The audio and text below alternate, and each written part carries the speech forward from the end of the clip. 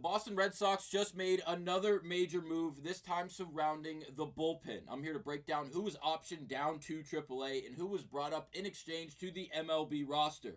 I'll break down all of that on this episode of Red Sox Digest, but first, please do remember to subscribe to the channel if you're a part of the near 90% currently watching this video, not currently subscribed. We do appreciate all the love and support, so thank you guys.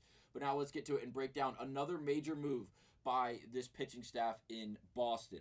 Now, the bullpen is what we're going to be speaking about today, and specifically Josh Winowski, as he was the one optioned down to AAA in exchange for Luis Guerrero. Now, Josh Winowski, in his last appearance against the Seattle Mariners just 2 days ago, was not great. And overall, it just was a very shaky performance, something that really resembled what we've seen from him for the totality of the season, at least up to this point. In 3 innings, he gave up 4 hits, 2 earned runs, 2 walks, while striking out 4. And I will say, in his first inning of work, he simply did not have command of his stuff, specifically the cutter, as he ended up walking Randy to start the inning, then giving up a few base hits before walking at least one more. Overall, not the greatest performance from Josh, and again, it wasn't something that we weren't fully accustomed to seeing up to this point in the season, as again, he's just below a 4 ERA up to this point in the season, again, with 9 strikeouts in 11 and 2/3 innings pitched.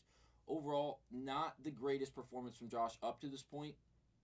And if you look at his baseball savant page, which I'm looking for here, he has the most blue. And that's, again, the lower percentiles of the entirety of the MLB when it comes to pitching in general. Again, relievers plus starters being involved in this categorization. It's not just the relievers specifically, so take that with a grain of salt. But when you look at things like the hard hit rate as well as the expected batting average, Josh ranks in the very low percentiles of, again, the entirety of the MLB.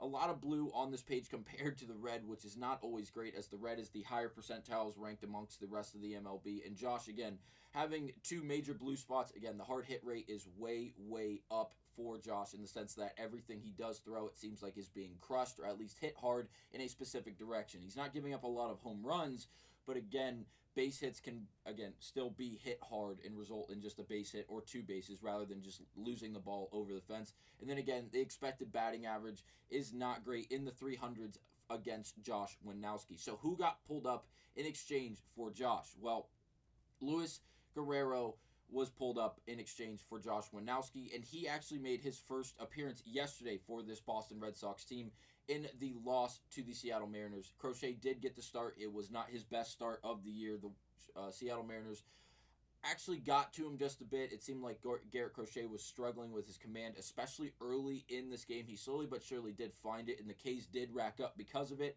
But he ended up getting hit around 5 hits, 4 earned runs, 5 walks, and 9 Ks. He did not lose a ball over the fence yesterday against the Seattle Mariners team, but they were able to string hits against Crochet, the ace of the Red Sox. Now, later in that game, we did see Hendricks as well as Guerrero. Now, Hendricks is one of the shaky pieces of this Red Sox bullpen, and I understand he has missed a lot of time for obvious reasons. He was dealing with substantial things, and he had to take time off. He was able to return to this Red Sox organization, and again, this is not his first appearance this year, but we've seen relatively the same results. The walks are way out of control for Liam Hendricks. He ended up walking 3 in 1 inning just yesterday against the Seattle Mariners while giving up just 1 hit. He was able to control the damage, striking out 1 and not giving up any runs in the process of walking those 3 guys.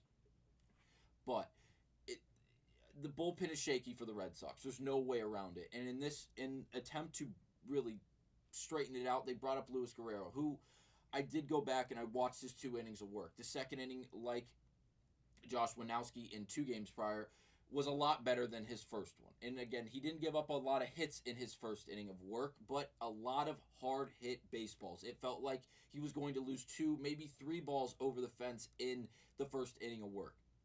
He had a ball hit in the first batter he faced. I believe it was Luke Raley. I could be totally wrong. I apologize. I'm going off of memory here. And it was hit to deep right field to the warning track where Willie Abreu was able to reel it in.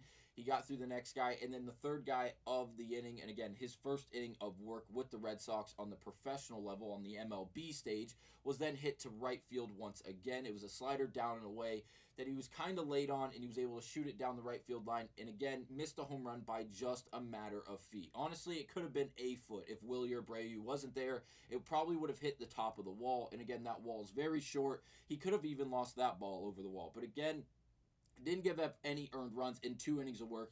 And that second inning was much, much better and much cleaner, if you will, for Guerrero compared to that first inning of work, despite not giving up any runs in just the one hit.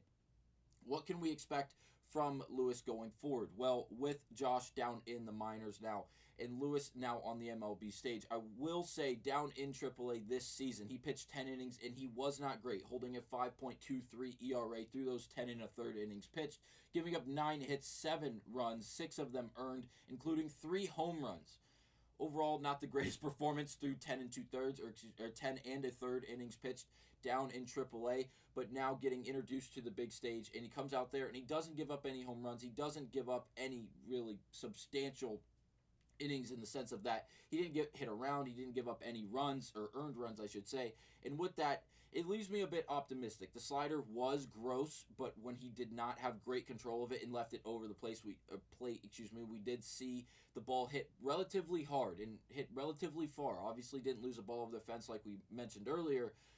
But if he can control that slider and he's able to bury it down below the zone, I think he'll have great whiff numbers. As again, he did collect, I believe, 5 or 6 whiffs in the 2 innings of pitching that he had yesterday. And if he can continue to control the slider specifically and really settle into being on the MLB stage and pitching in Fenway Park and these other big league ballparks against other big league talent, I think Lewis can be a legitimate piece to this Red Sox bullpen that is going to need some help.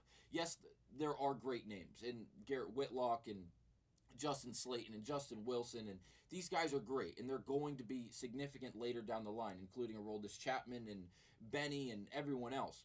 But players like Liam Hendriks, someone like Josh Wiednowski, who we just saw get optioned because of a lack of really productivity, the Red Sox are going to start looking to improve this bullpen, and it shouldn't be a surprise. Using their AAA system is going to obviously be the first option because they don't have to make a significant trade to go out and acquire an arm.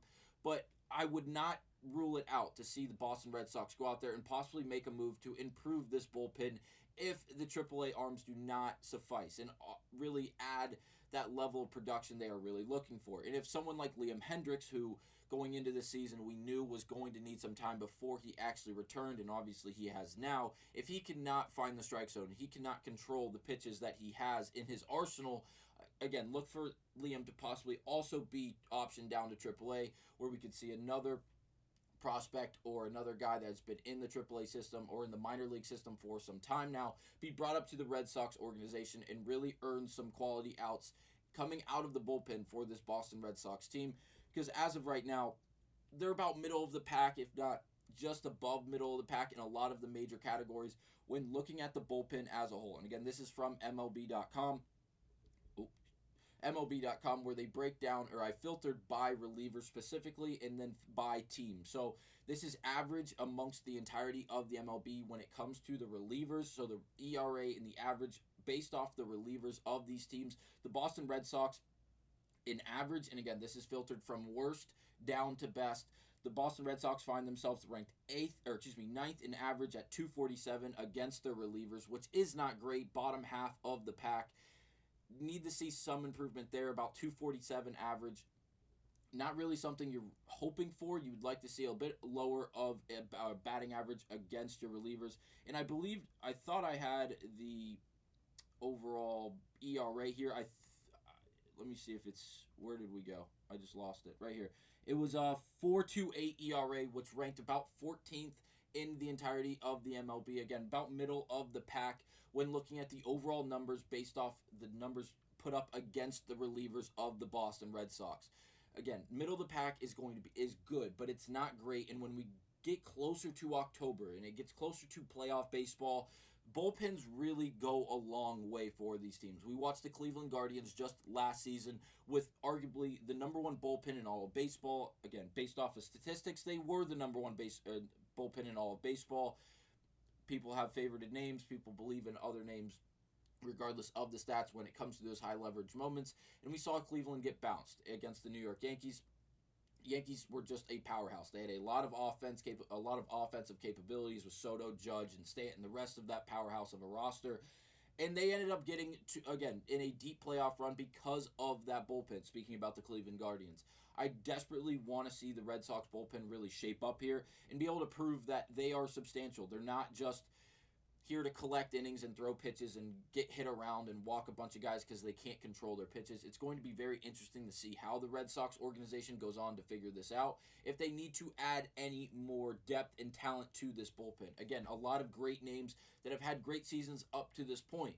Again, it is still early, but if time goes on and they do continue to struggle, will the Red Sox go out there and make a major move to really boost this bullpen significantly?